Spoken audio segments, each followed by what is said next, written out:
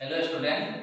तो आज हम लोग सीरीज को आगे बढ़ाएं और सीरीज को आगे बढ़ा के क्या देखना है, ब्रोमीन पे आ गए हैं। जो ब्रोमीन है, इस ब्रोमीन का जो सिंबल होगा वो सिंबल होगा Br। ठीक है, सिंबल क्या होगा?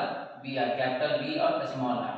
इसका atomic number is 35 and atomic weight is 80, 79.98 होता है, इसलिए हम लोग 80 का रहे हैं।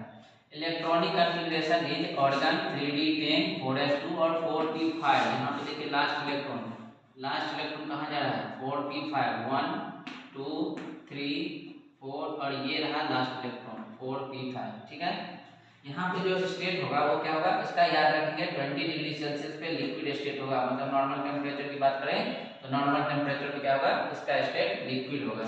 ब्लॉक एलिमेंट नॉन मेटल से भी है, जिसके हैलोजन ग्रुप भी बोलते हैं। इसको हम क्या बोलते हैं? Halogen group. This is an halogen group. ठीक है, थैंक यू।